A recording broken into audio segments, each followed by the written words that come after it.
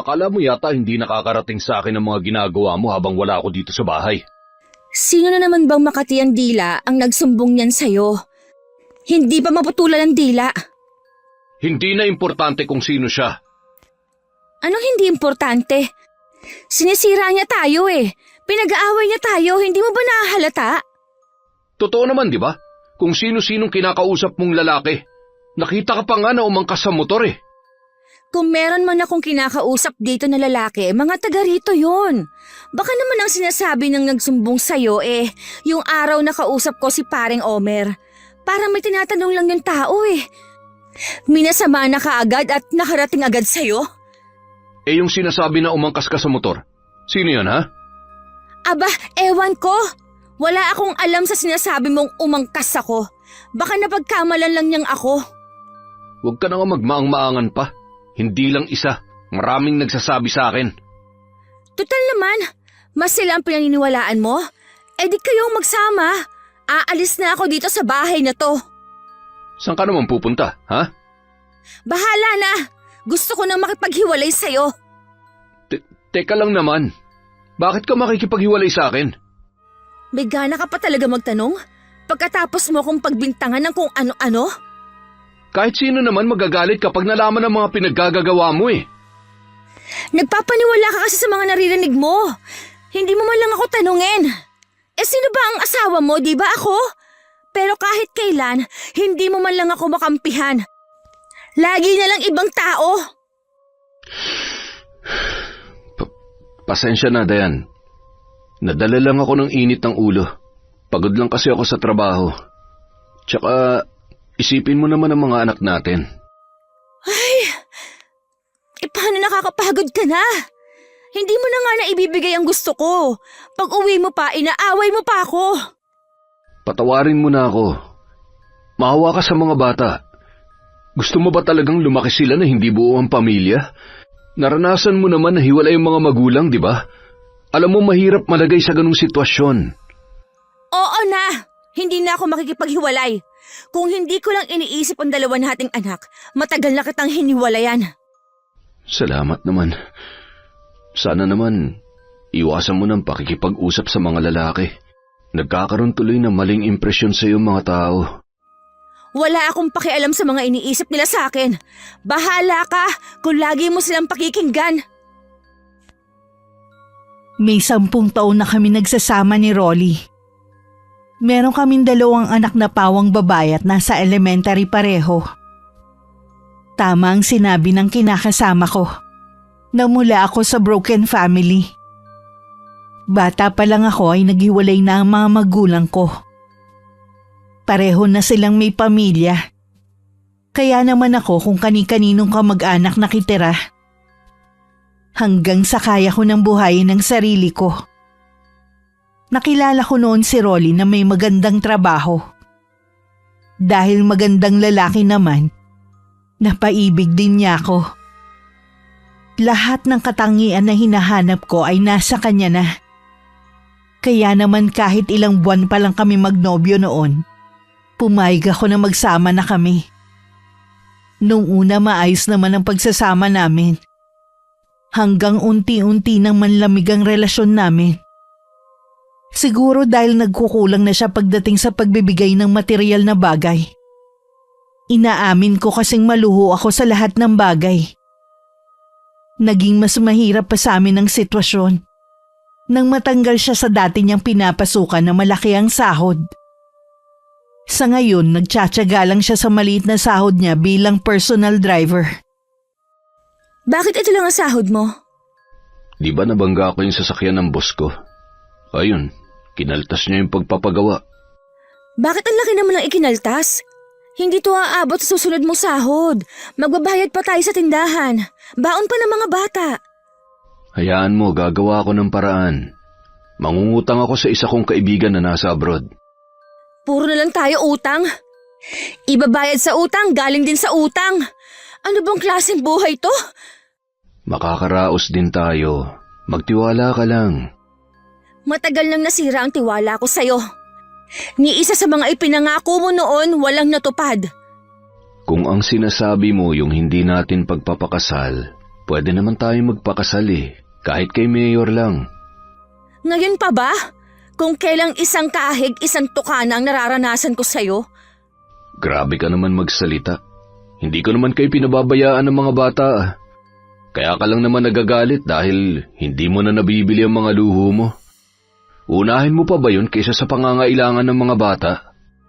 Ipapaalala ko lang sa'yo ha, bago tayo magsama. Nangako ka sa akin na kaya mong ibigay ang lahat ng pangangailangan ko. Bakit ngayon, iba na yata ang sinasabi mo? Ang akin lang naman magtiis muna tayo sa kung ano lang yung kaya kong ibigay ngayon. Hanggang kailan kami magtitiis sa mga anak mo? Hindi naman to habang buhay Kesa humaba pa ang pagtatalo naming dalawa, minabuti ko na lang natalikuran si Rolly. Nagdadabog na pumasok na lang ako sa kwarto namin. Hinagis ko rin sa kama ang perang binigay niya. Siguradong wala na namang matitira sa perang yun.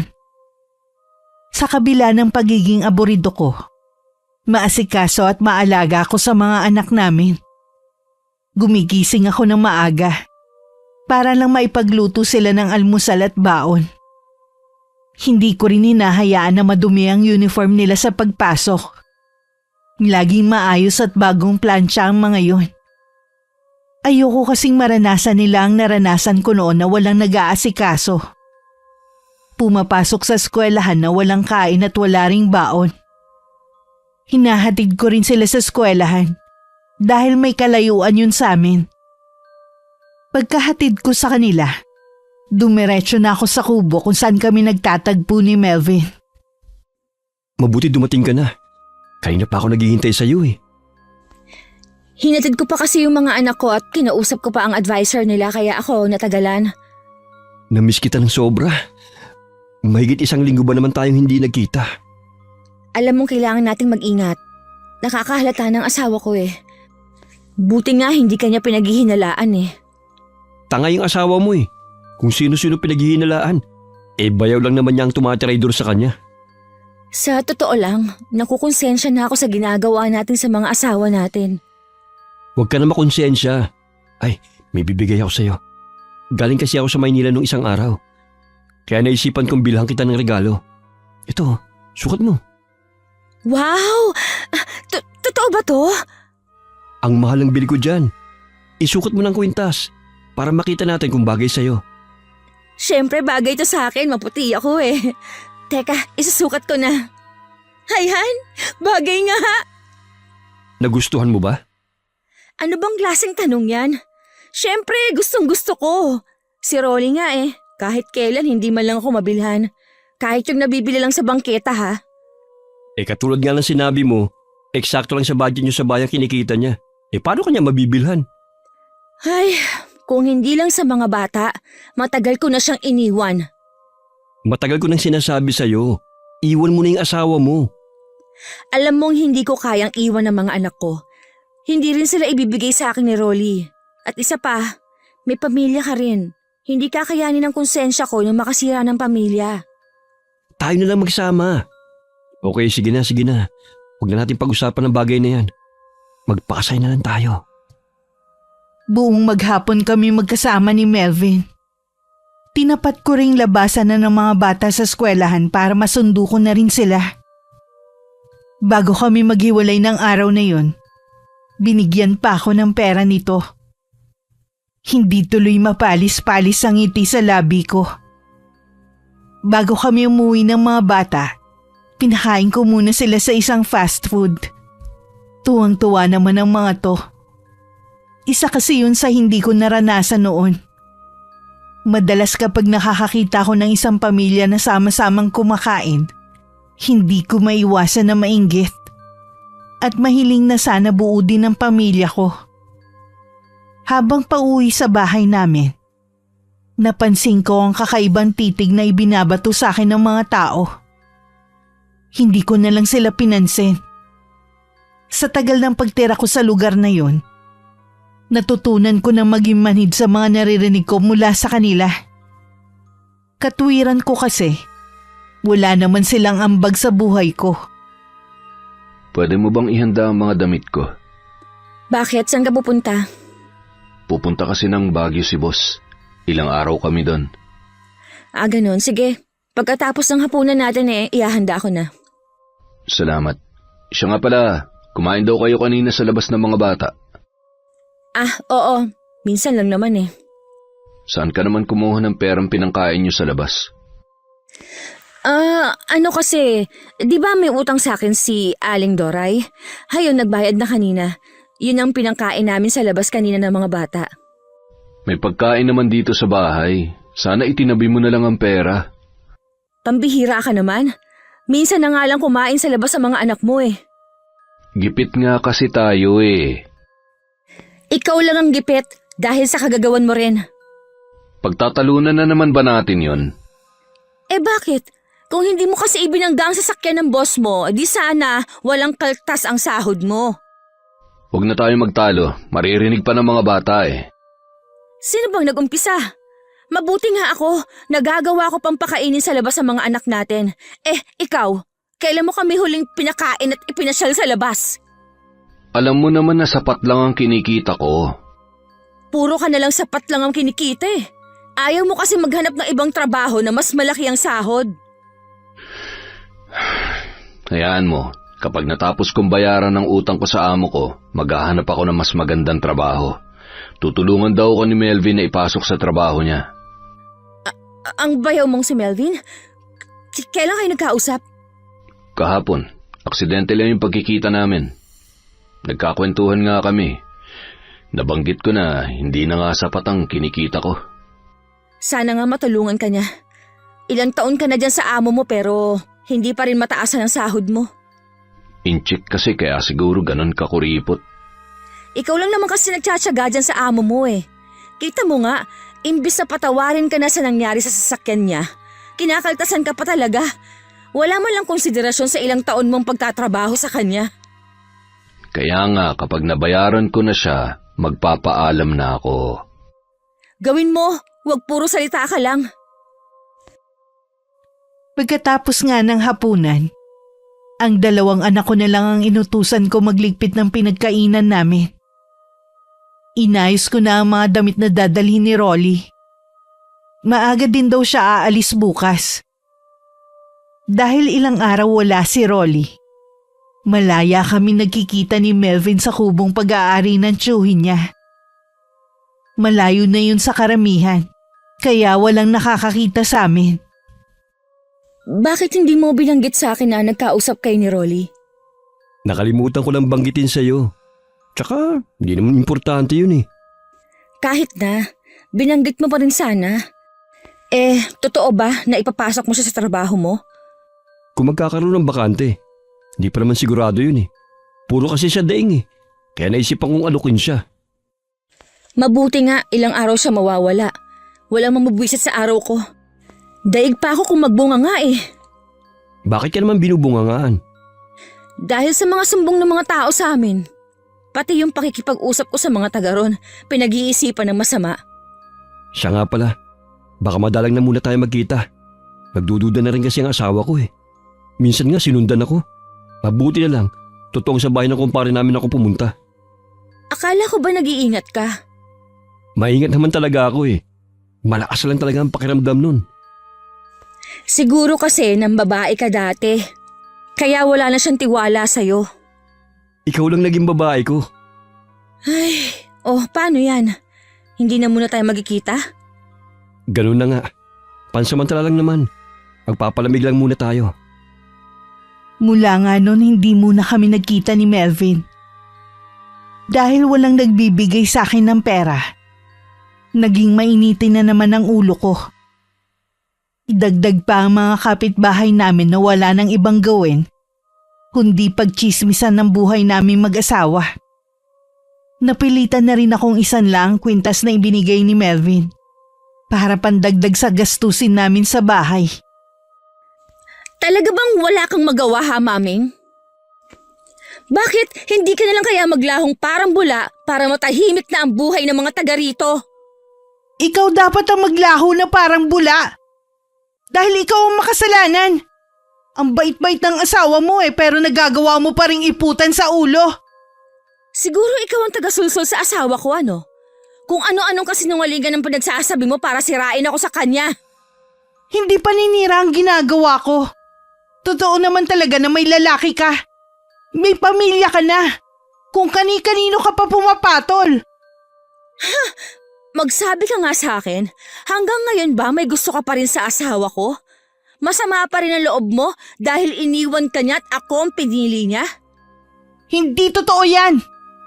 Bakit hanggang ngayon hindi ka pa rin nag-aasawa? Umaasa ka pa rin siguro hanggang ngayon no, nababalikan ka ni Rolly? O ano, tama ako, di ba? Hindi naman kayo kasal. Kaya wala ka pang karapatan na angkinin siyang asawa. Huwag mong kalilimutan na may mga anak kami. Kahit ano pang paninira mo sa akin, hindi ako iiwan ni Rolly. Kapag nagsawa si Rolly sa ginagawa mo, iiwan ka rin niya. Tandaan mong sinabi kong yan.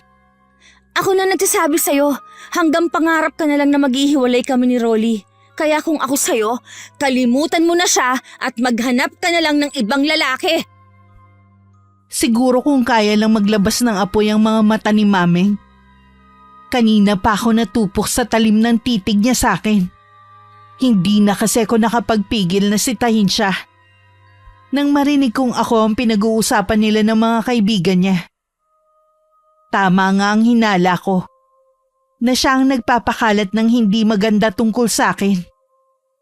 Hindi na rin ako nagtataka na sinusubaybayan niya ang bawat galaw ko. Para may maisumbong siya kay Rolly. Bakit sambakol na naman yung mukha mo? Nakasagutan ko si Maming kanina eh. Hindi na ako nakapagpigil. Ano na naman ang pinag-awayan niyo? Nahuli ko lang naman na pinagchichismisan nila ako magkakaibigan. Hindi na ako magtataka kung siya din na nagsusumbong sa'yo ng mga paninira tungkol sa akin. Matagal ko na siyang hindi nakakausap.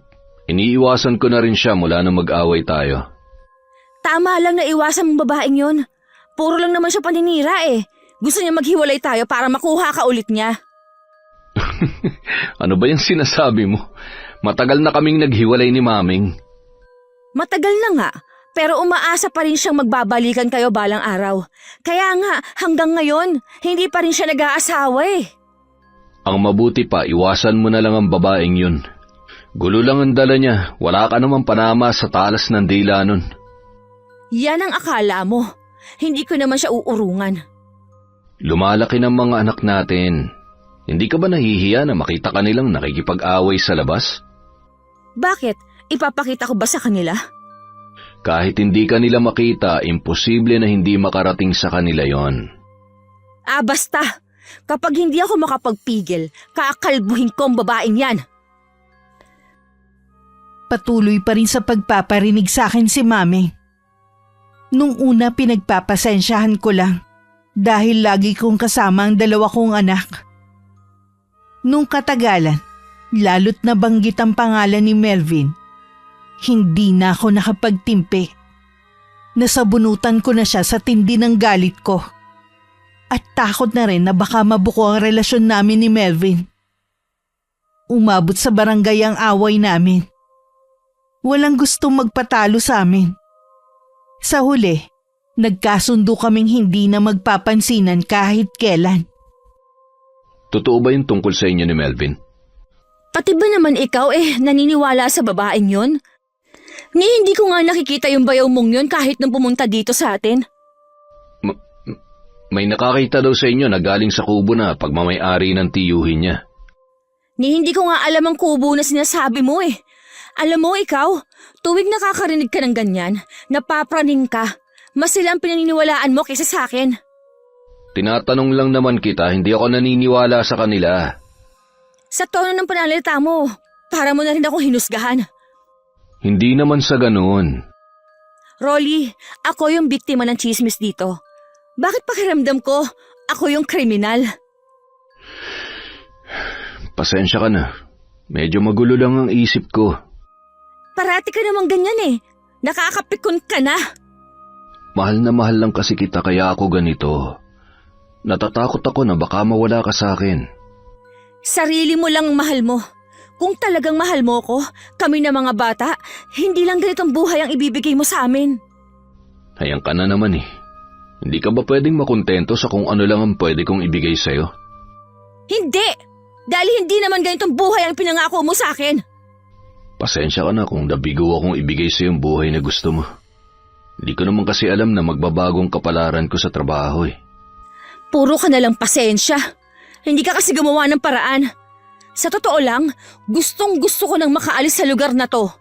Para hindi ko na makita ang mga tao dito. Ganon din naman ako. Gusto ko kayong ilayo ng mga bata sa lugar na to. Pero wala pa tayong sapat na pera para mag-umpisa sa ibang lugar. Sobrang sama ng loob ko, nagkulong na lang ako sa kwarto namin. Hindi rin ako kumain kahit ilang beses akong tinawag. Lalong lumala ang away namin dahil hindi pa rin tumitigil si Maming sa paninira sa akin na alam ko namang may katotohanan. Tuluyan na rin kaming hindi nagkita ni Melvin. Pinagbawalan ko na rin kasi itong tumawag sa akin. Gumanda lang ang mood ko nang tumawag sa akin na matagal ko ng kaibigan. May iaalok daw itong trabaho sa akin. Dahil nabanggit ko sa kanya dati na gusto ko na lang magtrabaho para magkaroon ako ng sariling pera. Nakipagkita ko sa kanya ng araw na yun. Bilang kahera sa tindahan ng mga dog food ang inaalok nitong trabaho. Gusto raw kasi ng biyena niya mapagkakatiwalaan sa pera. Ako ang naisip niya dahil kailangan ko nga ng trabaho. Maliit lang ang sahod pero tinanggap ko na rin. Kesa naman na lagi akong aborido sa bahay. Hindi naman nagustuhan ni Rolly ang bala kong pagtatrabaho. Sino mag-aasikaso ng mga bata? Eh di ako pa din. Iyahatid ko lang muna sila bago ako pumasok sa trabaho ko. Pumayag naman yung magiging amo ko na hanggang 4:00 lang ako ng hapon dahil sabi ko nga, nag-aasikaso pa ako sa mga anak natin. Bakit kasi kailangan mo pa magtrabaho? Nagtanong ka pa talaga? Kita mo nga na hindi sapat ang kinikita mo eh. May gusto rin akong bilhin para sa sarili ko. Sige na, pinapayagan na kita. Huwag na tayong magtalo. Di ka ba napapagod? Di na tayo makapag-usap na mahinahon. Pabayaan mo na lang kasi ako sa mga diskarte ko sa buhay. Para rin naman sa atin to eh. Lalo na sa mga bata. 1 linggo na ako nung nagtatrabaho sa tindahan. Naging maayos naman ang lahat. Tanggap na rin ni Rolly na katuwang niya ako sa paghahanap buhay. Bali kinsenas at katapusan ng sahod ko. Likas sa akin ang pagiging palakaibigan. Palabiro din ako kahit hindi ko makakakilala. Maliban sa ako ang nakatoka sa kahera, minsan ako din ang humaharap sa mga customer namin. Dahil sa akin lumakas ang benta ng tindahan. Nung sumahod nga ako, nagulat ako dahil malaki ang ibinigay sa akin ng amo ko. Nagtataka naman ako na napatingin kay Mang Chino. Hindi siya nagsalita. Bagkus binigyan lang niya ako ng makahulugang ngiti. Pinagkibit balikat ko lamang yun. At masayang umuwi ng araw na yun. Aba, masarap ang ulam natin ah. Bumili na ako ng lechon manok. Yan daw ang gustong ulamin ng mga anak natin. Sumahod na kasi ako kanina eh. Di ba maliit lang naman ang sahod mo? Dapat itinatabi mo na lang. Hayaan mo na. Gusto ko naman makatikim ng masarap na ulam ang mga anak natin oh. Di bali na tayo, kaya natin magtiis. Sa bagay nga. O tara nang kumain. Kanina pa ako gutom eh. Sige na mga anak, maghahain na kayo para makakain na tayo ng hapunan. Nung gabing matutulog na kami, naglambing sa akin si Rolly. Kahit pagod ako sa maghapon sa tindahan, pinagbigyan ko na rin. Malaon ng tulog ito, pero ako gising na gising pa rin. Laman ng isip ko ang kakaibang ngiti ng amo ko kanina. Nung pang nag-umpisa ako sa tindahan, malimit ko nang mapansin ang kakaiba nitong mga sulyap sa akin. Hindi ko lang pinapansin dahil baka kako ganun lang siya tumingin. Kinabukasan paghatid ko sa mga bata sa eskwelahan, tumuloy na ako sa pinapasukan kong tindahan. Naabutan ko na doon si Mang Chino. Ngumiti siya sa akin. Bumati naman ako sa kanya gaya ng ginagawa ko kapag dumarating ako. Naging napakabilis ng pangyayari sa amin. Namalayan ko na lang noon, may relasyon na kami ng amo ko. Hindi ko alam kung dahil ba talaga sa pera kaya ako pumatol o sadyang makati lang talaga ako. Napansin ko parang lagi kang maraming pinamimili. Baka naman nauubos ng sahod mo niyan. Hindi ko ba nabanggit sa'yo? Tumaas na ang sahod ko. Bakit naman biglang tinaasan ng amo mo? Dahil daw sa akin kaya lumaki ang benta ng tindahan. Ako daw kasi ang swerte. Tsaka yung isang tendero umalis na. Kaya naman dumami ang trabaho ko. Kaya hayon, naisipan nung amo ko na taasan na lang ang sahod ko kaysa naman magdagdag pa ng isang tauhan. Kaya ko naman ng trabaho sa tindahan Baka nga dyan ka aasenso sa trabaho mo. Sana nga. Kumusta naman ang trabaho mo? Akala ko ba aalis ka na dyan sa amo mo nabayaran mo na ang utang mo? Yun nga sana ang plano ko Kaya lang sabi ni Melvin, wala pa daw bakante sa kanila Buti na lang hindi pa ako nakakapagpaalam sa amo ko. Paasa naman pala yan si Melvin Baka nga wala pang bakante sa kanila. Tsaka sa pagkakaalam ko kasi, may problema sila ni Annie. Ano naman ang problema nila mag-asawa? Ang sumbong sa akin ni Annie, may babae daw ang bayaw ko. Ha? Sino naman kaya? Hindi rin kilala ng kapatid ko. Ayaw umamin ng bayaw ko Yun nga rin ang sinasabi ko sa kanya. Huwag padalos-dalos ng pasya, lalo't may anak sila. Huwag na nga natin silang pag-usapan. Ang saya ko pa naman ngayon. Tapos, masisira lang sa kinukwento mo. Tsaka, away na nila yun. Huwag na tayong mga ilang pa. Tumagal pa ng ilang buwan ang lihim na relasyon namin ni Chino. Pero sabi nga nila, walang lihim ang hindi nabubunyag. Matagal na palang naghihinala ang anak ni Chino. Dahil malakas naman ang kita ng tindahan, pero maliit lang ang pumapasok na pera. Ang helper sa tindahan na nagsumbong sa pamilya nito. Nagulat na lang ako nang sa pag-uwi ko sa bahay namin.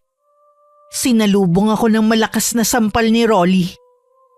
Namumula din ang mukha nito sa galit.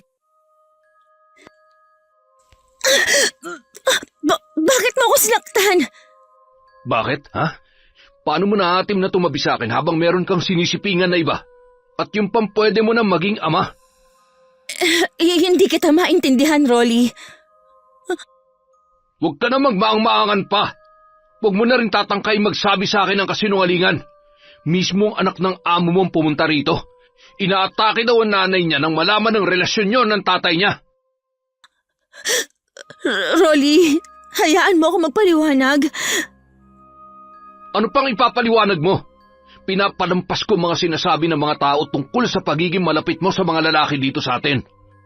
Bakit ba hindi mo magawang pigilan niyang kakatihan mo? Patawarin mo ako, Rolly. Umalis ka na sa bahay na to. Wala na akong pakialam sa'yo. Bigyan mo pa ako ng isa pang pagkakataon.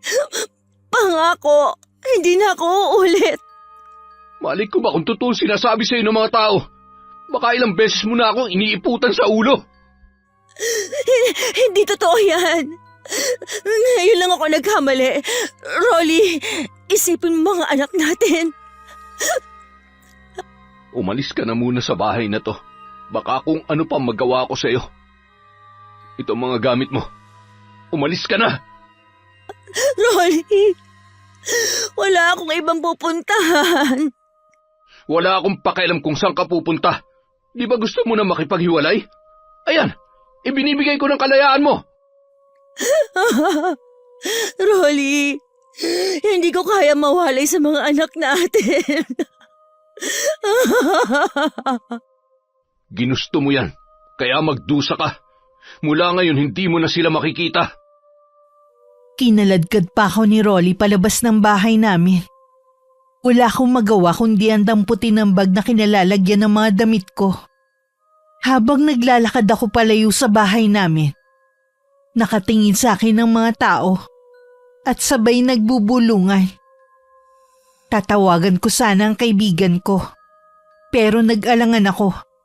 Baka nakarating na sa kanya ang tungkol sa namamagitan sa amin ng biyanan niya. Wala akong pagpipilian kundi tawagan si Melvin. Agad naman itong nagpakita sa akin. Bakit ka pinalayas ng asawa mo? Ayun. Naniwala siya sa mga chismis. Baka ito ng tamang panahon para tuloy na tayo magsama. Makikipaghiwalay ka na sa asawa mo? Noon ko pa gusto makipaghiwalay sa kanya. Napapagod na akong intindihan ang ugali niya. Hindi ko kayang iwan ng mga anak ko, Melvin. Wala ka na magagawa pa. Pinalayas ka na ng asawa mo. Wala ka ng ibang pagpipilian pa kundi ang makisama sa akin. Napagtanto ko na tama nga si Melvin. Siguradong alam na rin sa lugar namin ang kahihiyang ginawa ko. Wala na rin akong mukhang maihaharap sa kanila. Lalo na sa mga anak ko. Napilitan na akong makisama kay Melvin. Umupa kami ng bahay sa malayong lugar. Samantala, halos araw-araw naman naglalasing si Rolly. Sinamantala naman yun ni Mami para kunwari damayan ng asawa ko.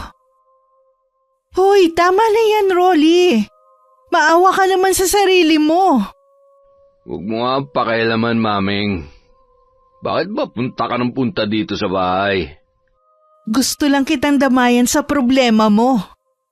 Hindi ko kailangan ng karamay. Ang asawa kong kailangan ko. Eh di ba pinalayas mo na siya? Kalat na dito sa atin ang ginawa ng babaeng yun. Hindi na nahiya. Pati matanda pinatulan niya.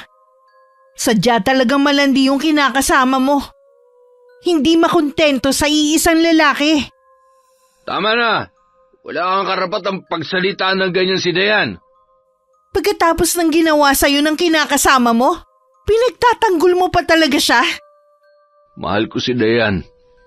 Siya lang ang mamahalin ko habang nabubuhay ako. Baliw ka sa pagmamahal mo sa babaeng yun. Kahit yata harap-harapan kanyang iputan sa ulo, ayos lang sa'yo eh. Paano mo naaatim na nakikisalo sa babaeng kung sino-sino ang sinisipingan? Umalis ka na lang. Huwag ka na rin babalik. Alam mo ang tawag sa nangyayari sa'yo? Karma. Dahil sa pag-iwan mo sa akin noon. Mas matindi ang pinagdadaanan mo ngayon. Sana, huwag ka nang balikan ni Dayan.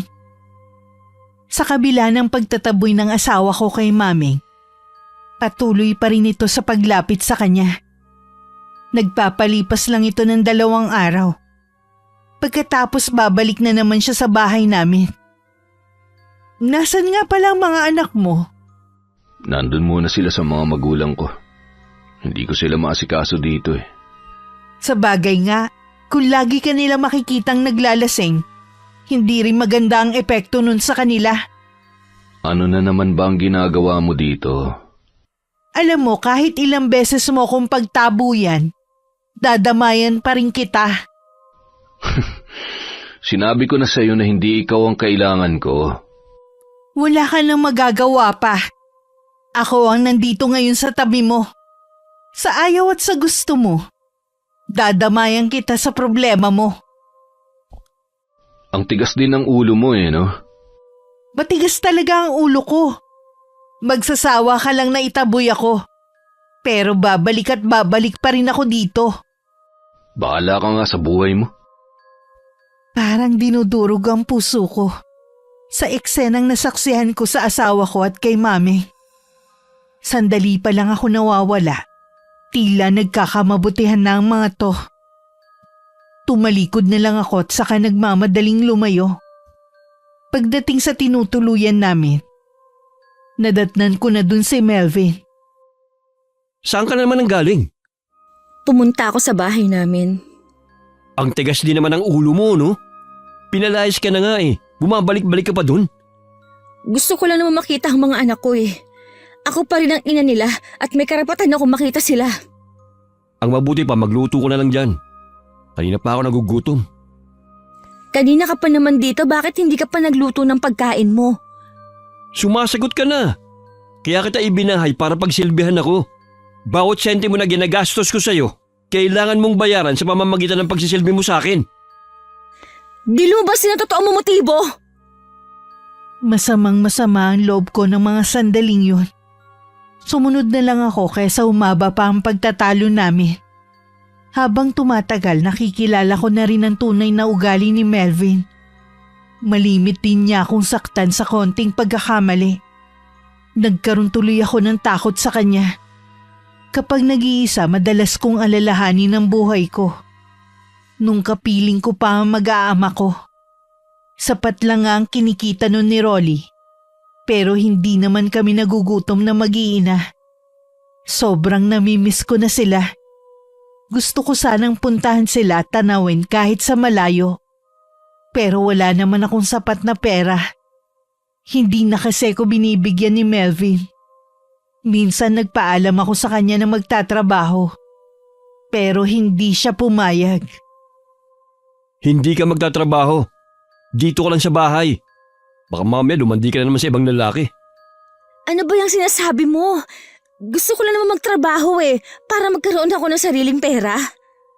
Ang sabihin mo, maghahanap ka lang ng magagatasan mo. Akala mo yata hindi ko alam na nilindi mo yung dati mong amo. Aba, kalat na sa buong lugar niyo ang ginawa mo. Ibang klase ka rin, no? Pati matanda, pinatus mo. Pinagsisisihan ko na ang ginawa kong yon. Natukso lang ako dahil sa ibinibigay niyang pera sa akin. Kaya nga dapat sa'yo, ikinukulong lang dito sa bahay. Minsan, pinaghahanapan mo pa ako. Kahit na ano pang dahilan mo, dito ka lang. Bawal ka lumabas ng bahay. Wala ko nagawa kundi ang sumunod. Kesa sa masaktan na naman ako. Naiisip ko na baka karma na to sa akin dahil sa mga nagawa ko. Sa paghahanap ko ng kaginhawaan sa buhay, napunta patuloy ako sa mas mahirap na sitwasyon. Minsan umuwi sa bahay si Melvin na mainit ang ulo. Lumayo na lang ako. Baka mamaya ako pa mapagbuntunan niya ng galit.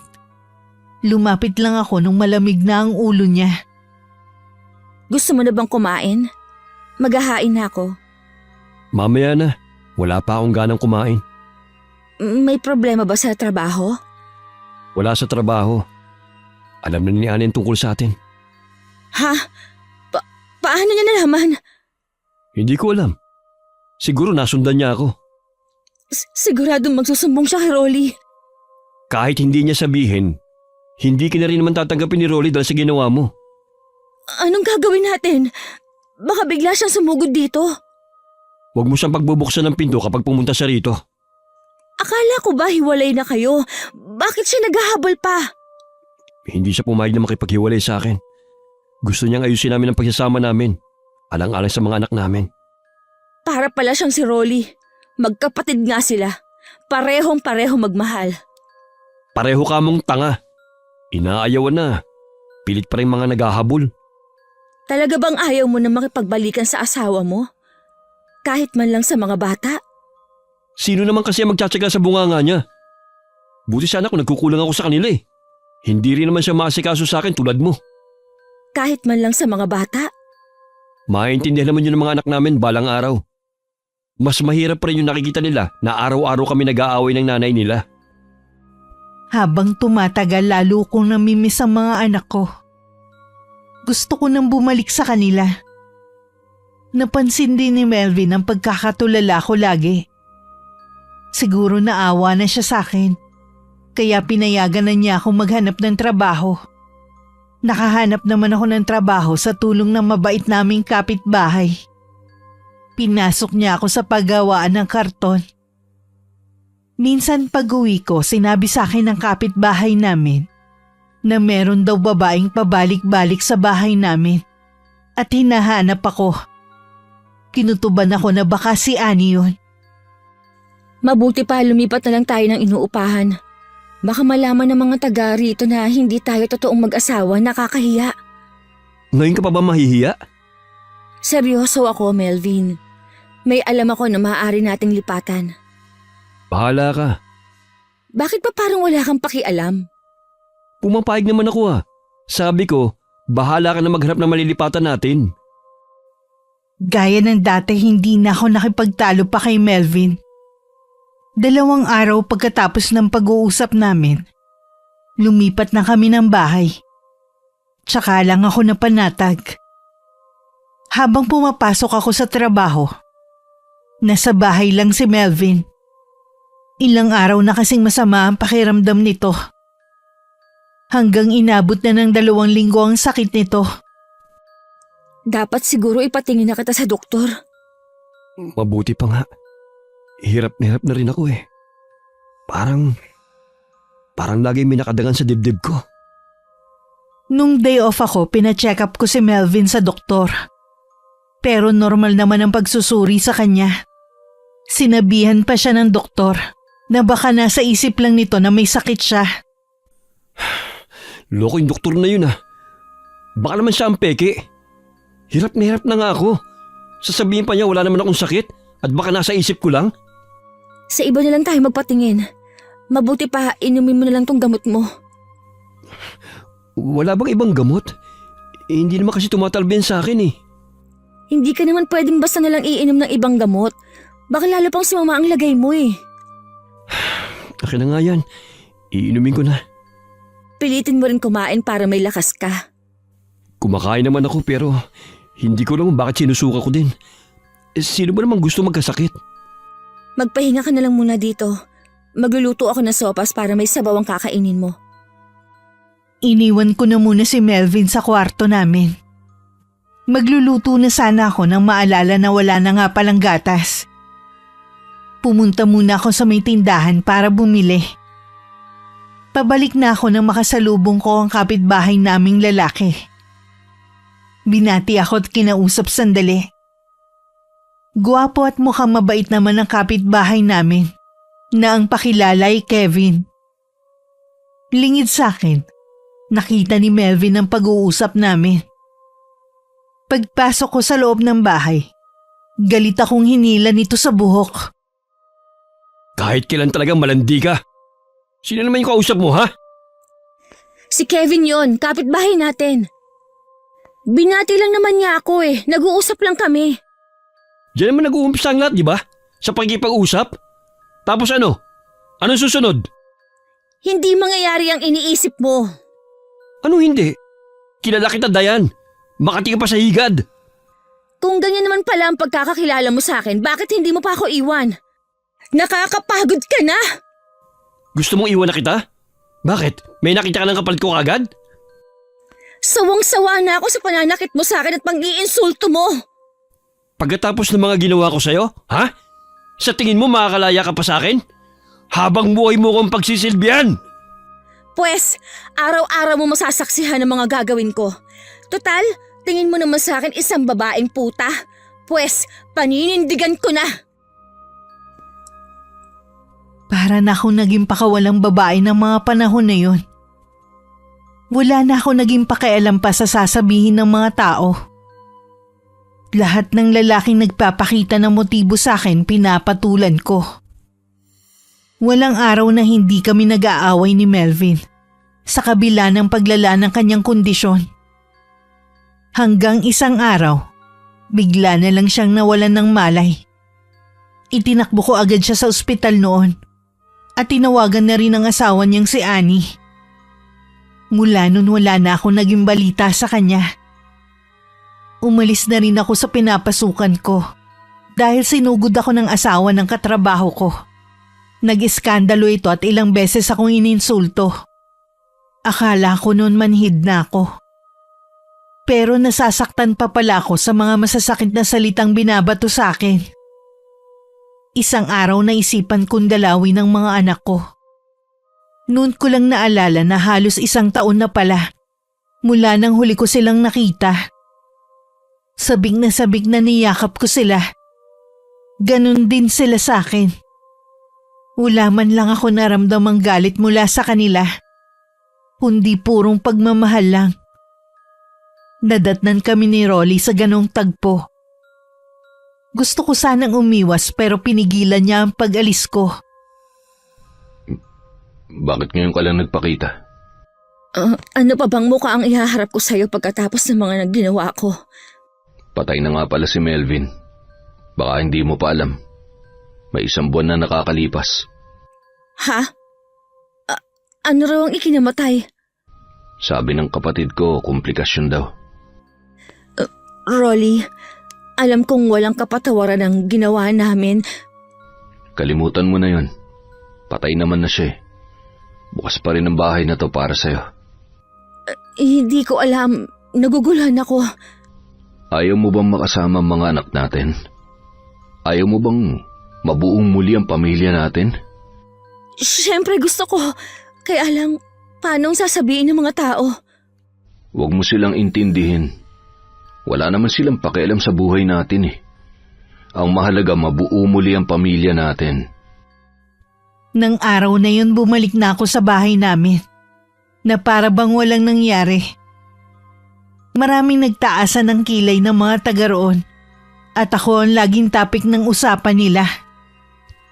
May mga pagkakataon pa nga, na harapan na pinaririnig sa akin ng mga nagawa ko noon. Akala ko manhid na ako sa lahat ng naririnig ko. Pero may mga pagkakataong naaapektuhan pa rin ako. Ayoko lang ipakita sa pamilya ko. Minsan habang nagsasampay ako, lumapit sa akin si Mami. Alam mo, hindi ko alam kung saan ka kumukuha ng kakapalan ng muka para ibalandra mo pa ang pagmumukha mo rito. Ano ba ang problema mo? Inaano ba kita? Masaya na ang mag-aama mo. Tapos babalik ka ngayon na parang walang nangyari? Ano bang ikinagagalit mo? Yung kahit wala na ako, hindi ka pa rin pinapansin ni Rolly? Pagsisisihan mo na bumalik ka pa rito. Huwag mo akong tinatakot, Maming. Kahit saan tayo makarating, lalabanan kita. Alam ko naman na palaban ka eh. Huwag kang mag-alala. Hindi ko ibababa ang sarili ko sa pakikipag-away sa'yo. Ha? Talaga? Kaya ba ang aga-aga nandito ka? Patutunayan ko kay Rolly na kahit anong gawin niya, hindi ka na niya mababago pa. Sadyang nananalaytay dyan sa mga ugat mo ang pagiging malandi mo. Hindi ko na napigilan ang sarili ko. Biglang tumaas ang dugo ko na sabunutan ko siya at pinagsasampal. Gumanti rin sa akin si Mami. May ilang minuto na rin kami nagpapagulong-gulong sa lupa bago kami naawat ng mga kapitbahay. Kaya kami napaghiwalay. Matalim ang tingin na ibinato namin sa isa't isa. Nagpupumiglas pa ako sa humahawak sa akin. Ganon din si Mami. Bitiwan niyo ako! Kakalbuhin ko ang babaeng yan! Akala mo kung sino kang susugod sa bahay namin para lang insultuhin ako? Kulang pa nga ang mga sinabi ko. Itong tandaan mo, Dayan. Pagbabayaran mo ang mga ginawa mong to sa akin. Ha! Huwag mo akong takutin! Ikaw ang magbabayad sa ginawa mo sa akin! Sana hindi ka na lang bumalik. Doon ka na lang sana sa lalaki mo. Hindi ka bagay kay Rolly. Isa kang maruming babae. Kung ano-ano pang batuhan ng mga salita ang sinabi namin sa isa't isa. Hindi ko na nga halos maalala ang iba ko pang sinabi. Para matigil na ang pagbabangayan namin, hinila na ng mga tao si Maming palayo sa harapan ng bahay namin. Ako naman pumasok na sa loob. Nang dumating si Rolly at nalaman ang nangyari sa amin, labis siyang nag-alala sa akin at galit naman para kay Mami. Anong karapatan niya para sumugod dito sa atin? Hindi niya matanggap na bumalik ako. Siguro, inaasahan niya na ipagtatabuyan mo ko. Noon pa alam niyang tatanggapin pa rin kita kapag bumalik ka dito. Kakausapin ko siya. Huwag na, Rolly. Hayaan na lang natin siya. Sumusobra na kasi siya sa pakikialam sa atin. Alam mo naman kung bakit siya nagagalit sa akin. Hanggang ngayon, may gusto pa rin siya sa'yo. Kakausapin ko siya para maliwanagan siya. Babalik din ako agad. Hindi ko na napigilan pa si Ronnie nang lumabas siya ng bahay namin. Kahit nagagalit pa rin ako kay Maming, mas nanaig pa rin ang awa ko sa kanya. Alam kong malaki ang naging kasalanan ko noon sa kanya. Kahit kasi alam ko na matagal na silang magkarelasyon nun ni Rolly, nagawa ko pa rin nakitin ito. Hindi ko man lang isinaalang-alang ang damdamin nito bilang babae.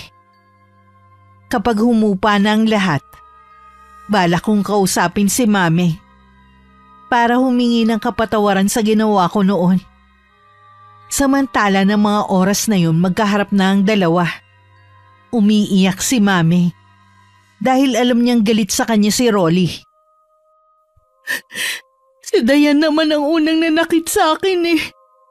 Hindi ka niya masasaktan kung hindi ka pumunta sa bahay namin at ininsulto siya. Totoo naman kasi eh. At ikaw naman ang napakatanga para tanggapin pa ang babaeng yan. Wala ka nang pakialam kung tinanggap ko siya ulit. Tantanan mo na kami. Huwag ka na ulit pupunta sa bahay dahil ako na makakalaban mo. Ano ba kasi ang pinakain sa'yo ng babaeng yon at patay na patay ka sa kanya? Mahal ko si Dayan at nanay siya ng mga anak ko. Kaya nakikiusap ako sa'yo, tumigil ka na. Patahimikin mo na kami.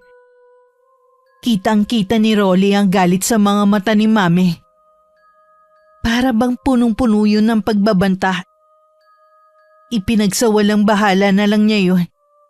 Kilala naman niya si Maming na hanggang salita lang. Mula nga nun hindi na namin nakikita si Mami.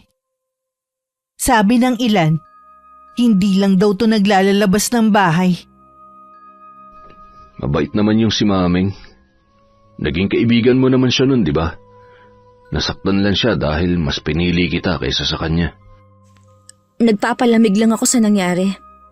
Kakausapin ko rin siya para humingi ng kapatawaran. Ayoko na rin kasing may kaaway. Gusto ko nang kalimutan ang nakaraan. Hindi yun mangyayari kung lagi niyang ipapaalala. Tama ang gagawin mo. Hindi naman masama kung ikaw ang magpapakumbaba at unang lalapit sa kanya. Baka naman nagbakasyon, tsaka mo na lang siya kausapin kapag bumalik na. Siguradong malamig na ang ulo nun. E di, makakapag-usap na kayo na maayos. O kaya, huwag na muna siyang bumalik. Mas tahimik kasi ngayong wala siya dito eh. Siya kasi ang pasimuno ng tsismisan dito sa atin. Siguradong babalik pa rin yon. Nandito ang bahay niya eh. Tama naman ang sinabi ni Rolly. Wala naman kasing ibang pupuntahan si Mami. Dahil wala nga ang babae, naging tahimik naman ang sumunod ng mga araw sa amin ng pamilya ko. Nakakalabas ako ng bahay nang walang inaalala. Akala ko mananatili ng tahimik ang buhay ko. Isang araw dumalaw si Ani sa bahay. Nagwala ito at kung ano-ano ang sinabi nito sa akin. Bago umalis, nagbanta pa to sa akin na sisirain din ang buhay ko. Ayos ka lang ba? Oo naman. Naiintindihan ko naman ang galit niya eh. Hindi niya kasi alam na nagkabalikan na tayo. Hindi ko rin alam na basta na lang siya pupunta dito. Kung sakali man na bumalik siya dito, tatanggapin kong lahat ng galit niya. Alam kong walang kapatawaran ang ginawa ko. Hindi ako papayag na saktan ka niya ulit. May kasalanan din naman ang asawa niya eh, hindi lang ikaw. Kung umiwas na lang sana ako at hindi nagpadala sa tukso, baka sakaling hindi na umabot sa ganito. Huwag mo na nga sisihin ang sarili mo. Matagal nang tapos yon. Ang mahalaga, pinapatunayan mong nagbago ka na. Hindi ko pa rin maiwasang makonsensya hanggang na mga sandaling yon. Habang buhay ko na yata yung dadalhin sa dibdib ko, ang pagkasira ng pamilya ng hipag ko. Dahil kilala ko sa pagiging malapit sa mga lalaki noon, akala ng iba ganun pa rin ako hanggang ngayon. Hindi ko maiwasan kapag naglalakad akong mag-isa, ay may mga sumisipol sa akin. Hindi ko na lang sila pinapansin. Isang bagong salta sa amin ang nakipag-usap sa akin. Nung una mabait naman siya. Katagalan umamin na siya sa kung ano talaga ang pakay niya. Kahit nagingit-ngit ang kalooban, mahinahon ko pa rin siyang kinausap na hindi ko siya papatulan. Nakarating naman yun kay Rolly. At naging malala ang naging pagtatalo namin. Hindi ka na ba talaga magbabago, ha? Talaga bang sagad hanggang buto yung kakatihan mo? Ano bang sinasabi mo, Rolly? Hindi kita maintindihan. Huwag ka na magmaang-maangan pa. Mahiya ka naman sa mga anak mo. Pinatawad na kita ng paulit-ulit. Ipaliwanag mo kasi yung sinasabi mo. Wala akong ginagawang masama. Marami nakakakita sa pag-uusap niyo ni Eric. Dito pa talaga sa tapat ng bahay natin? Ano, pinapapasok mo siya dito sa loob ng bahay? Dito kayo gumagawa ng kamilagrohan, ha? Mali ka lang iniisip mo. Oo, nag-uusap lang kami pero hanggang dun lang yon. Lagi naman ganyan ang sinasabi mo nag-uusap lang. Pero ang totoo niyan, may relasyon na kayo. Maniwala ka naman sa akin, Rolly. Nagbago na ako. Hindi ko na magagawa ang sinasabi mo. Tama na. Pagod na ako sa mga kasinungalingan mo. Totoo naman ang sinasabi ko Kung sino man na nagsusumbong sa'yo, sinisiraan lang niya ako sa'yo. Sino ba nagsabi sa'yo? Si Maming na naman ba, ha? Huwag mo nang idamay ang taong nananahimik na. Ang asawa ng Eric na yun ang lumapit sa akin. Hindi ka ba naaawa sa babaeng yun? Maliliit pa ang mga anak nila at buntis pa siya. Huwag mong sirain ang pamilya nila dahil lang sa kakatihan mo.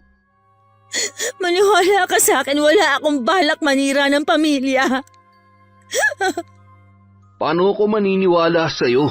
Yun yung pamilya ng kapatid ko na gawa mong sirain Napaiyak na lang ako sa mga akusasyon ni Rolly sa akin. Ni hindi ko magawang ipagtanggol ang sarili ko. Sa dami ng mga nagawa kong kasalanan noon, hirap na siyang paniwalaan ako. Mula nun hindi na ako iniimik ni Rolly. Malamig na rin ang pakikitungo niya sa akin. Nung hindi na ako nakatiis, kinausap ko na siya. Hanggang ngayon ba galit ka pa rin sa akin? Anong gusto mo? Matuwa pa ako sa'yo? Sige na. Hindi ko na ipagtatanggol ang sarili ko. Tutal naman nahusgahan mo na ako. Pero sana naman, wag mo naman akong tratuhin na parang basura, lalo na sa harapan ng mga anak natin. Kailangan ba tratuhin kita na parang kagalang-galang? Wala kang respeto sa sarili mo sa akin at sa mga anak mo. Kung wala ka naman palang tiwala sa akin, bakit kailangan mo pa akong tanggapin dito sa bahay? Dahil akala ko nagbago ka na. Nagsisisi ka na ba na tinanggap mo ko? Blankong tingin lang ang ibinigay ni Rolly sa akin bago siya umalis para pumasok sa trabaho. Nangihinang napaupo na lang ako. Tinanggap ko na lang na habang buhay na akong kakarmahin. Pumunta rin sa bahay si Annie at sinugod ako. Hinayaan ko lang siya na saktan ako. Kung yun lang ang makakapagpagaan sa kanyang nararamdaman at pangungulila kay Melvin. Nalaman naman ni Rolly ang pagsugod ng kapatid niya. Naabutan pa niya akong ginagamot ang mga sugat sa mukha at katawan ko. Kumusta ka na? Heto, bugbog sarado. Ako nang gagamot ng mga sugat mo. Akin ang bulak. Wag na. Kaya ko naman gamutin ang sarili ko Pasensya ka na sa kapatid ko.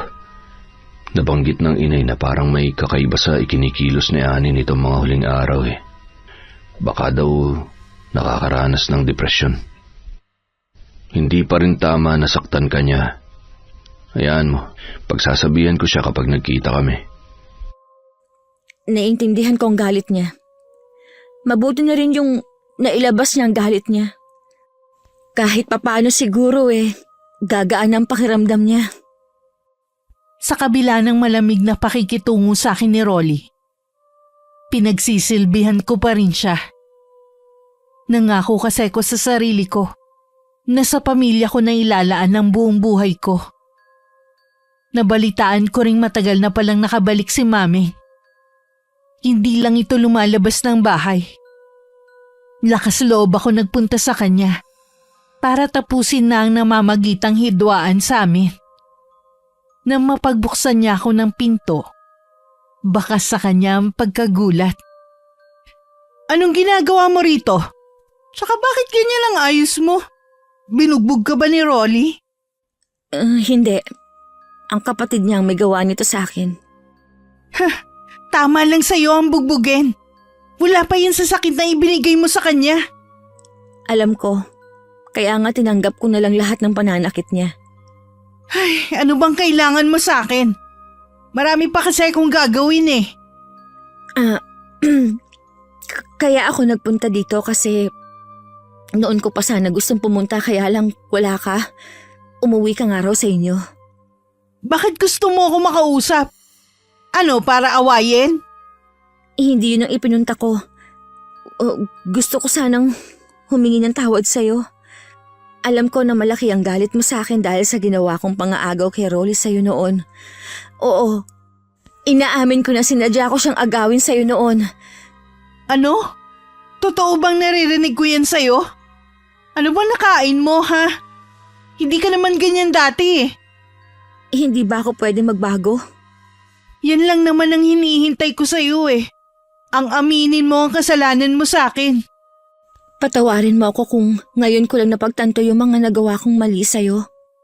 Alam nga naman na hindi kita patawarin. Eh ikaw na nga nagpunta rito. Pinapatawad mo na ako? Oo. Patawarin mo rin ako sa mga nasabi ko sa'yo dati.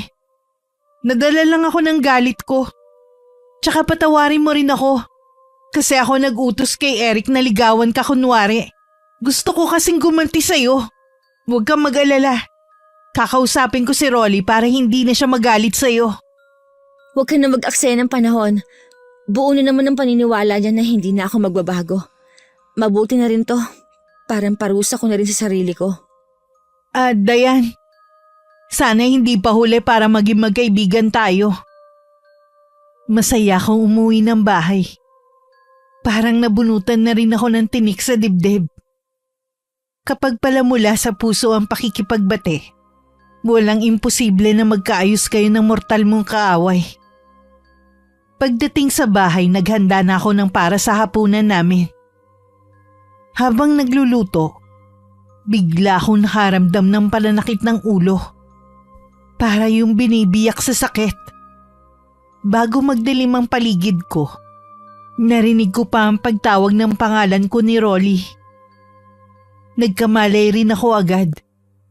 At naiiyak pa rin ako sa matinding sakit ng ulo. Kumusta na ang pakiramdam mo? Ano masakit sa'yo? Itong ulo ko, sobrang sakit. Parang mabibiyak. Teka, ikukuha kita ng gamot. Ngayon lang nangyari sa akin to. Inumin mo muna to. Hihilutin ko rin yung ulo mo. Mabuti nga kanina, dumating ako eh. Muntik nang tumama ang ulo mo sa kanto ng lamesa kung hindi kita nasalo. Siguro ipapahinga ko muna. Dala lang din siguro to ng sobrang init na panahon. Ipinikit ko muna ang mga mata ko. Maya-maya naramdaman ko ang paghagod ng kamay ni Rolly sa ulo ko. Kahit papano nakaramdam ako ng ginhawa. Dahil nagmamalasakit pa rin siya sa akin. Hindi ko namalayan na makakatulog ako. At umaga na nang magising. Magaan na ang pakiramdam ko. Kaya bumangon na ako mula sa pagkakahiga. Kailangan ko pa kasing magluto ng almusal ng mag-aama ko. Salamat nga pala sa pag-aalaga mo sa akin kagabi. Gumaan ang pakiramdam ko sa hilot na ginawa mo. Wala yan. Handa na pala yung baon mo. Ingat ka sa pag-alis. Tumangulang si Rolly na mabilis na rin tinapos ang pagkain. Halata pa rin na galit ito sa akin.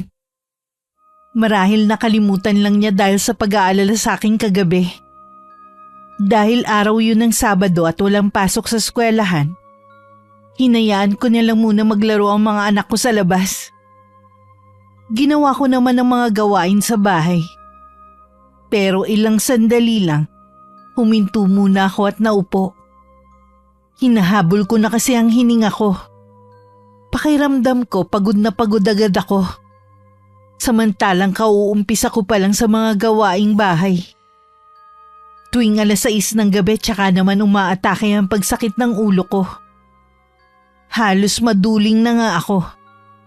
Kaya mas gusto ko na lang ipikit ang mga mata ko. Isang araw na ako lang sa bahay. Nagulat ako sa pagbisita sa akin ni Mami. Bukas ipapacheck up na kita sa doktor para malaman na natin kung ano ba ang sakit mo. Wag na, kaya ko pa naman eh. Tsaka baka dahil lang sa pagod to.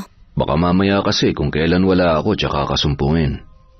Sasabihin ko na lang kapag hindi ko na kaya ang sakit. Nawawala naman sa gamot at sa hilot mo eh. May sakit ka ba? Kasi napapansin ko, hindi ka na naghahatid sa mga anak mo eh. Hindi ko alam kung sakit nga ba ang dumapo sa akin. Anong ibig mong sabihin? Tsaka bakit may taklob ang ulo mo? Tatanggalin ko ang taklob sa ulo ko at bahala ka ng humusga. Ha? Bakit wala kang buhok? Nagpakalbo ka ba? Bigla na lang naglagas ang buhok ko hanggang sa maubos to. Tuwing 6:00 din ng gabi, tsaka ako sinusumpong ng sakit ng ulo. Hindi na rin kinakaya kung minsan ang gamot at hilot ni Rolly eh. Minsan, gusto ko nang iumpog sa pader. Pinipigilan lang ako ni Rolly. Hindi na rin ako makatulog sa gabi. Kaya pala ang laki ng ibinagsak ng katawan mo eh. Sabi mo walang makitang sakit ang doktor sa'yo. Parang alam ko na ang nangyayari sa'yo. Oo, 3 doktor na nga ang tumingin sa akin eh. Iisa ang sinasabi nilang lahat. Wala akong sakit. Tama ang mga doktor na tumingin sa'yo. Wala ka naman talagang sakit. Kundi meron kumukulam sa'yo. Ano ka mo? Kulam? Oo, yun lang ang paliwanag kung bakit hindi makita ng doktor ang sakit mo. Sa mga mata kasi nila, malusog ka at walang sakit. Pero sa mga mata natin, kitang-kita na para ka ng mauupos na kandila. Ikaw ang bahala kung ayaw mong maniwala. Pero subukan mo pa rin magpatingin sa isang albularyo. May kakilala ako. Basta kailangan mo lang maniwala na mapapagaling ka niya. Pasensya ka na maming pero hindi kasi ako naniniwala sa kulam eh. Wala naman kasi makakapagpatotoo niyan eh. Ramdam ko naman ang senseridad ni Maming na makatulong sa akin. Maging ang kanyang pag-aalala. Pero mahirap lang talaga kasing maniwala na totoo ang kulam. Pero sasabihin ko rin yun kay Rolly pag uwi galing trabaho. Nandito kanina si Maming? Kailan pa kayo naging magkaibigan? Diba, sabi ko naman sa'yo, gusto ko na makipagbati sa kanya. Tinanggap naman niya ang paghingi ko ng kapatawaran. Pinatawad na niya ako at magkaibigan na kami ngayon. Natutuwa ako na magkasundo na kayo ni Maming. Sa wakas, natuldukan na rin ang ilang taon niyong bangayan. May sinabi nga siya sa akin kanina eh. Hindi ko alam kung maniniwala ka pero sabi niya. Kulam? Sino naman ang gagawa nun sa'yo? Hindi ko alam. Baka isa sa mga asawa ng mga lalaking nakarelasyon ko noon. Baka gusto akong gantihan. Ipapatingin muna kita sa doktor. Kapag ganun pa rin ang resulta, tsaka tayo maghahanap ng magaling na albularyo. Sumang-ayon naman ako kay Rolly. Ibinilin muna namin ng mga bata sa mga magulang niya bago kami lumuwas ng Maynila. Sa pagsusuri sa akin ng doktor na pinuntahan namin, wala rin siyang nakitang sakit ko. Para tuloy gusto ko nang maniwala sa sinabi ni Mami na baka kinukulam ako. Nang makauwi na kami, lalong sumama ang pakiramdam ko. Nakasama pa yata sa akin ng pagbiyahe ng malayo. Maghahanap ako ng magaling na albularyo. May kilala daw si Maming. Sige, kakausapin ko siya. Basta magtiwala ka lang na malalampasan mo rin to. Hindi kaya parusa na to sa akin dahil sa mga nagawa kong kasalanan? Hindi yan parusa sa'yo. Isipin mo na lang na paggising yan sa'yo para talikuran mo na ang mga mali mong ginagawa. Matagal ko na naman pinagsisihan ang mga nagawa ko. Pero bakit kailangang mangyari pa rin sa akin to? Hindi ko alam kung paano sasagutin yan eh. Pero naniniwala ako na balang araw, ikaw rin mismo makakasagot sa tanong mo. Salamat, Rolly ha. Lagi kang nariyan para sa akin. Minsan, Naiisip ko na hindi ako karapat-dapat sa pagmamahal mo. Hindi man tayo kasal, nangako ako sa sarili ko noon na mamahalin at aalagaan kita habang nagsasama tayo. Hindi ka na ba galit sa akin? Hindi na. Alam mo naman na hindi nagtatagal ang galit ko sa'yo. Kapag gumaling na ako, babawi ako sa'yo at sa mga anak natin. Magiging mabuting asawa at ina ako. Pangako yan. Tahan na. Baka lalong sumakit ang ulo mo niyan. Magpahinga ka na lang at pupuntahan ko na lang si Mameng. Hinintay muna ni Rolly na makatulog ako bago siya pumunta sa bahay ni Mami. Pagdating doon, sinabi agad ng asawa ko ang pakay niya. Hindi na rin napigilan ni Mami na ipagtapat na kagagawan niya kung bakit nakikipaglapit sa akin si Eric. Kung ganon, nagsasabi pala ng totoo si Dayan na nagbago na siya. Patawarin mo sana ako, Rolly. Nadala lang ako ng galit ko. Nasaktan ko si Dayan dahil sa ginawa mo. Hindi ko siya nagawang paniwalaan. Maiintindihan ko na galit ka. Handa kong gawin ang lahat para lang mapatawad mo ko. Huwag na muna natin yan pag-usapan. Kailangan magamot si Dayan. May kakilala ka daw na albularyo. Salamat, Mameng. Hihintayin na lamang namin kayo bukas. Oo, bukas na bukas din pupuntahan ko siya. At sasamahan sa bahay niyo. Salamat, Mameng. Hihintayin na lamang namin kayo bukas. Nang gabing yon, hindi ako pinatulog ng sakit ng ulo ko. Buong katawan ko din sumasakit. Para bang may tumutusok na matulis na bagay sa buong katawan ko. Hindi ko na napigilan na mapaiyak. Mabuti na lang nasa tabi ko lang si Rolly. Wala ring tigil ang pagdadasal ko sa isip. Paulit-ulit akong humingi ng kapatawaran sa lahat ng mga nagawa kong pagkakasala. Naniniwala akong mabisa talaga ito. Dahil biglang nawala ang sakit ng ulo ko. At yung tila tumutusok sa balat ko. Mag-uumaga na rin noon nang makatulog ako. Kinaumagahan, dumating si Mameng kasama si Aling Hilda. Salamat naman at dumating na kayo. Tulog pa si Dayan. Napuyat kagabi. Pagpasok pa lang dito, dama ko na ang bigat sa bahay na to. Dapat hindi na kayo nag-aksaya ng oras para ipatingin siya sa akin. Hindi po kasi namin alam na may kumukulam sa kanya. Kaya po sa doktor ko muna siya dinala. Lalo nyo lang pinalala ang kalagayan niya dahil sa ginawa nyo. Ang mabuti pa pupuntahan ko na siya. Nang pumasok si Aling Hilda sa kwarto kung saan ako naroon, balak sanang sumunod ni Rolly. Pero pinigilan siya ni Mami. Dito na lang tayo maghintay. Palalabasin ka rin ni Aling Hilda. Ayaw niya kasing may ibang tao kapag nanggagamot siya. Akong natatakot para sa kaligtasan ni Dayan. Magtiwala ka lang kay Aling Hilda. Mapapagaling niya si Dayan. Malalaman niya kaya kung sinong kumukulam kay Dayan? Oo. Pwede rin niyang ibalik ang karamdaman sa taong yun. Naalimpungatan ako sa amoy ng kandila. Nagulat pa ako nang makita ko ang isang matandang babae.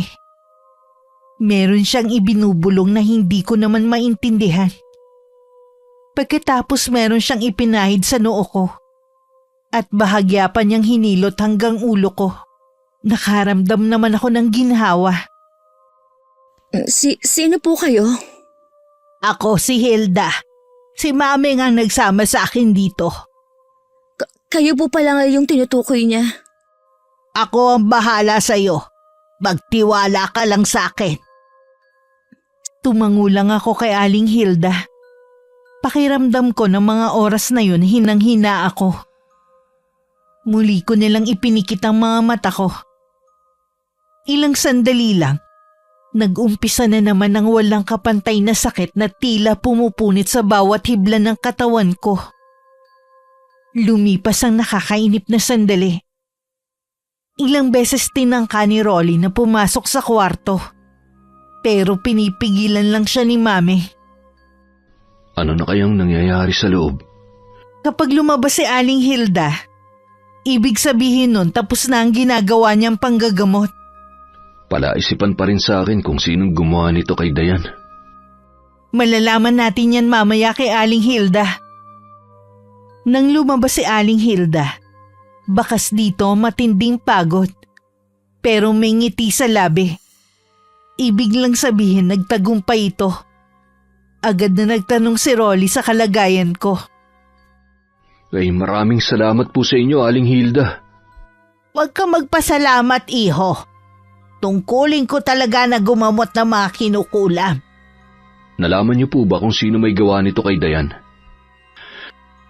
Malapit sa iyo ang taong yon. Matinding galit ang nagtulak sa kanya para gawin yon. Lalo na nang mamatay ang kanyang asawa. Nagkatinginan ng asawa ko at si Mami. Pareho kasi sila ng taong iniisip. Nang muli ako nagising, magaan na ang pakiramdam ko. Nagisnan ko na rin na nasa tabi ko si Rolly at ang dalawa naming anak. Unang pumasok sa isip ko, ang magpasalamat sa Diyos sa pangalawang buhay na ibinigay niya sa akin. Nalaman ko kay Rolly na ang kapatid nito ang nagpakulam sa akin. Ito rin pala ang nagpakulam nun kay Melvin. Pero hindi nito inaasahan na mamamatay ang asawa. Kaya sa akin niya ibinunton ng galit niya. Nung araw na sinugod niya ako, nakakuha siya sa akin ng ilang hibla ng buhok. Yun ang ginamit niya para sa maitim niyang plano. Sa kabila ng ginawa niya, hindi ko pa rin magawang magalit sa kapatid mo. Nagsisisi na siya sa ginawa niya sa'yo. Pinapasabi niya na sana mapatawad mo siya. Pinatawad ko na siya. Matagal na. Umuwi muna sila sa probinsya namin. Sasamahan sila ng inay doon. Kailangan nila munang lumayo para makalimot sa nangyari. Patawarin mo ako kung ako man ang naging dahilan ng kabiguan ng kapatid mo. Hindi ka pa humihingi ng kapatawaran, pinatawad na kita. Ang mahalaga, pinagsisisihan mo na mga kasalanan mo. Sa mga nangyari, mas lalong tumibay ang pagsasama namin ni Rolly. Muli rin binuksan ni Maming ang puso niya sa bagong pag-ibig. Masalimuot man na naging takbo ng buhay ko mula pagkabata. Alam ko naman na meron na akong isang tahanan na matatawag kong akin. Yun ay sa piling ni Rolly at ng mga anak namin. Wakas.